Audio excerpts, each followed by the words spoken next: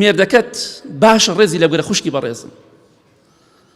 بەڕاستی ئەمڕۆ دیاردەیەکە بینین ئەلحەمدولیلا زۆر شتێکی جوانە، سپاس بۆ خوای گەورە کە کوڕ و کچ زۆر جار کە شووەکەن و ژن دەهێنین لە یەکیان جیاکەنەوە، زۆر شتێکی چاکە. لەگەڵ خەسوو بووکە نەبێ باشە، بووک و خەسوو بە یەکەوە ناگونجێن، ئەوە شتێکی حەقیقەتە، ئیلا بە کەمی هەیە گونجێن. بۆیە مەبەسمان ئەو خاڵەیە ئەو کەسانی کە خەسوون و زاڵمن زڵمەکەن و تەداخلی ئیشی خەڵکەکەن بێگومان تاوانبارە بن.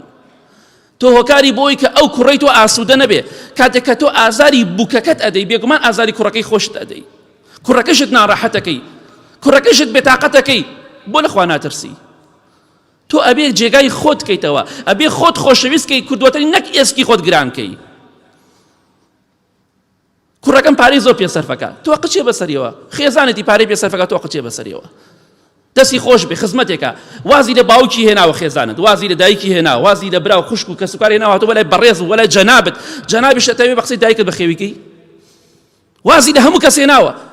خۆ کچ دوای گواستنەوە و شوکردن ناڵێ باوە شتم بۆ بکە و براکەم شتم بۆ بکە، دایە شتم بۆ بکە، ئەبێ پیاوەکەی بۆی بکە، کەواتە بە قسەی دایکت مەکە، ئەڵێ شتی بۆ مەکە، مەکسی بۆ مەکڕە، مەی بۆ ماڵ باوکی. ئەمجا قسەی ناخۆش و ناشرینی پێکا بە کوڕەکەی، لەبەرەوە ئەمە کوڕەکە فەقیرە ئەیبا بەلای دایک و باوکی خۆی. بەڵام ئەگەر باجی خەسوو ئەو خەسووە کە ئەڵێ ڕۆڵە خێزانت مەبەر ماڵ باوکی، ئەگەر زاواکەی ئاوا بکە و کچەکەی نەهێنێتەوە بزانە چی بەسەرا دێنێ. وەڵا زاواکەمان خراپە نایڵێ بێتەوە بەلای من کچەکەم، ئەی تۆش خراپی ناڵی کچەکەم چێ بەلای دایک و باوکی، فەرقت چییە؟ با لە خوا بترسین، تەقوای خوا بکەین. لە کۆتاییدا دەڵێن خەسۆکان دایکەکان، ئەگەر کوڕی خۆتان بەڕاستی خۆشەوێ عەزێتی مەدەن، ئازاری مەدەن.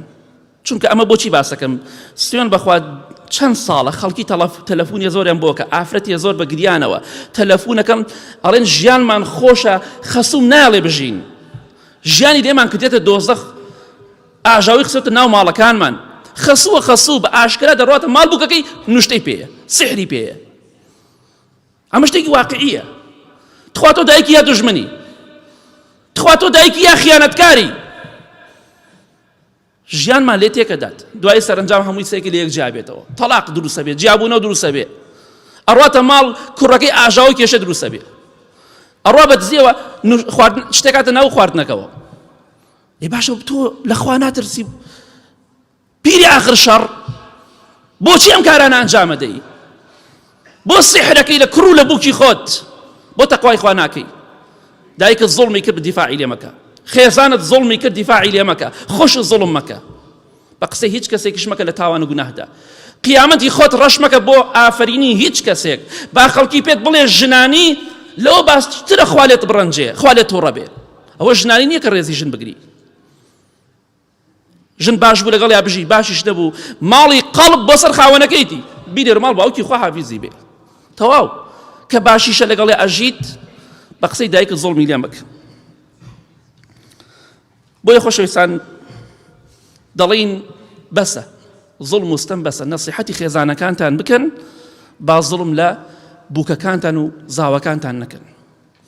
ئەو کەسانیشی کە خوشکەکان گویان لە ئێمەیە و گویان لە ئێمە دەبێ، با خۆیان خۆشەویستکەن لای کوڕ و کچ، لای بووک و زاوا، خۆیان خۆشەویستکەن، خۆیان دەتوانن وا لێ بکەن. ئێستا هەندێک خەسوو هەیە، خوا نمونەیان زۆر کە بووکەکان کابراوتی شەڕیانە لەسەر، ئەو دەڵێ بالای من بێ، ئەو دەڵێ بالای من بێ، هەیشیانە دێتە ماڵەوە ئیتر کابراوتی مەرگی لێ دێ، چونکە دەزانێ خۆشی و بەختەوەری لە ماڵ نەما، خوا حافیز، خۆشی خوا حافیز، دڵخۆشی خوا حافیز، تەواو بەڵایە کاتە ژوورەوە.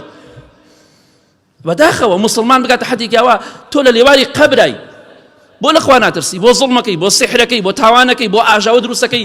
خۆشەویستی خوا فەرمێ صلی الله علیه وسلم هەر کەسێک ژن و پیاوێ لە یەک بگات لە ئێمە نییە، لە یەکیان بکە، لە ئێمە نییە، لەسەر ڕێبازی ئێمە نییە. ئەی خەسووی ئاژاوە چی؟ هەتا کەی واز لە ئاژاوە نایهێنی؟ بەداخەوە هەندێک بووکی شەیە دەیانەوێت خەسوویان تووڕە بکەن، خراپن، ڕاستەکەی خراپە، کە خراپە مێردی بەڕێز لەگەڵا دامەنیشە، لێ جیابی تۆ باشترە، هەتا مناڵتان نەبووە، دڵنیا بە. یەک قسێکردن کۆتایی بۆ تارەکە دەهێنین. ئیمامی ئەحمەد فەرمێ ڕەحمەتی خوای لێ بێ، ئەگەر وتیان شاخێک لە جێگای خۆی هەڵکەندرا و ڕۆیشتووە بەدەم ڕێوە ئەڕوا شاخەکە ئەڕوا وەک سیارە چۆنە ڕوا ئاو ئاڕات بڵێن ڕاست ئەگەر وتیان فڵان کەس تەبیعەتی خۆی گۆڕیوە بڵێن شتیوانیە زۆر دەگمەنە ئینسان بتوانێت تەبیعەتی خۆی بگۆڕێ ئیلا ئینسانێکی مسەیتەر نەبێ بۆیە ژنەکەت خراپە بە قسەی ئەو کەسانە مەکە ئەڵێ کاکە با مناڵتانێت چاکە بن قەت چاک نابن دڵنیابە بە قسەی مەکە و قسەکەیشی ناحەق و زوڵمە ڕاست نییە قەت چاک نابێ